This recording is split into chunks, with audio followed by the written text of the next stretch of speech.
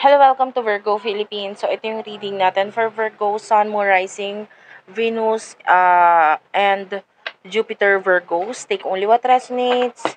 Hindi ito magre-resonate sa lahat. So, kunin mo lang yung mga messages na magre-resonate para sa'yo. Sa mga hindi pa nakaka-subscribe sa ating channel, pahita na ng subscribe button, notification bell. Ma-appreciate ko po lahat ng likes, comments, and shares. So, ayan ha. Mag-iwan na lang kayo ng comment sa baba. Kahit po heart-heart lang, smileys. Malaking bagay yun sa akin, guys. Hindi nyo lang alam kung paano ninyo ako napapasaya sa mga comments po ninyo na yan. So, again, this is for Virgo, Sun, Moon, Rising, Venus, and Jupiter Virgos. Let's start your reading. Death card and Three of Swords. Wow. Clarify the Death card and the Three of Swords. The Emperor and the Empress. Regarding someone, I feel like yung iba sa inyo may kakonect ka in the past and pwedeng hindi lang isa ang naging connection. Kung hindi ka nakakonect dito sa reading natin, hindi mo to reading. Huwag mong pilitin.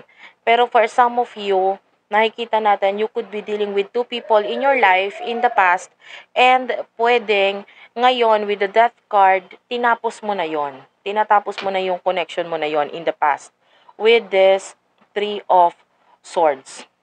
Ayan. This could be the other person, the other connection na involve.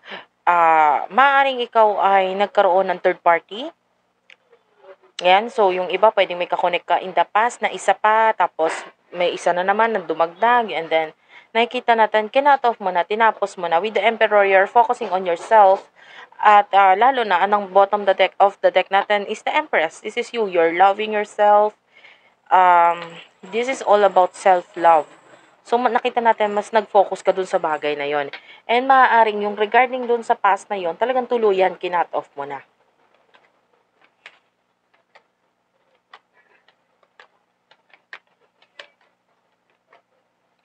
Kuha tayo ng messages. You do have here the Justice card. Yung iba sa inyo, if you're married or may kinakasama kang iba, or may kinakasama ka nga, no, na which is the other person na naman, pwede nagkaroon ng problema yung relasyon at connection ninyo in the past because of the third party, of the third person, na pwedeng ikaw ang gumawa. No? And with the Four of Wands, yeah, this is all about marriage. Ngayon, nakikita natin, there's completeness dito sa connection mo with this person na pwedeng yun nga, may marriage na involved sa inyo or mas sabihin na natin connection or relasyon na mas matibay. So, mas nakita natin na mas nag-focus ka dito and mas naging truthful ka ngayon dito. And with the world, maaaring nagiging mas kumpleto kayo nitong person na ito sa ngayon. Okay? And with regards to the past person, nakikita natin na namumblema, nasasaktan itong taong ito because he or she feels or he feels that he's no longer welcome sa buhay mo. Parang feeling niya hindi na yata ako welcome sa kanya. Parang hindi na ako welcome sa buhay niya. Parang gano'n. So na-feel niya or naramdaman niya yung feeling na hindi na siya welcome dito sa connection ninyo. Or hindi na siya welcome sa'yo. Lalo na nag-focus ka nga sa sarili mo, sa connection na meron ka talaga ngayon. Okay? So, tell me more for Virgos. Yeah, you do have the Knight of Cups. Clarify the Knight of Cups. Sorry, medyo nalipad ha. Meron kasi akong air cooler dito sa aking harapan ngayon and maaaring nalilipad niya yung card. Ayan. The Six of Wands is here. So, ito yung past person. No? Na parang nakikita niya na hindi mo na siya ngayon kailangan. With the Knight of Pentacles. Ngayon gusto niya mag-offer, no? Ng maybe partnership or connection, relationship, friendship sa inyo with the lovers. Gusto niya ngayon mag-offer ngayon. Pero ikaw, with the Eight of Pentacles, you're busy. You don't give,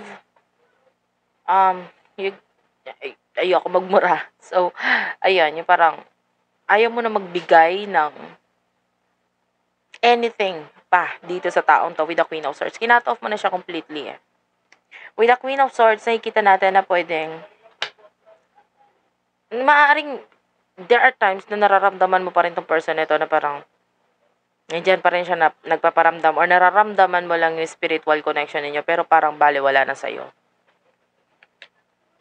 Baliwala na sa'yo. So, what is the emotion nitong person na ito in the past and then yung present yung kasama mo ngayon? What are their emotions towards you? Since dalawa yung kakonect mo eh. King of Swords, what's with the King of Swords? Of course, the other one is being the King of Swords. Yan, nakikita natin Three of Wands, Temperance. This person is patiently waiting. Pero, of course, medyo alam niyang matatagalan. Naghihintay siya, pero handa siya na alam niya matatagalan. Okay? The other person, the person that you are dealing with right now, malaking pagbabago na nakikita natin sa kanya with the High Priestess. Medyo, mas malakas yung pakiramdam niya ngayon. I don't know, maybe nagbukas yung kanyang spirit, yung kanyang yung paniniwala or I don't know, some kind of spiritual connection sa inyong dalawa. I feel like naging mas sweet or mas naging hindi na siya kasing tapang noon.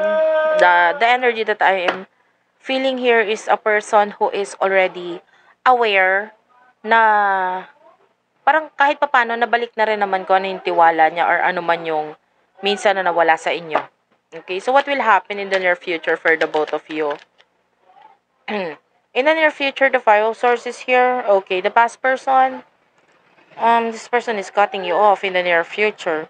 Nine of Pentacles, ito yung past person ha.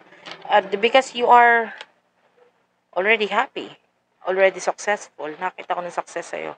May nakat off ka niya. Yeah, the Ten of Swords.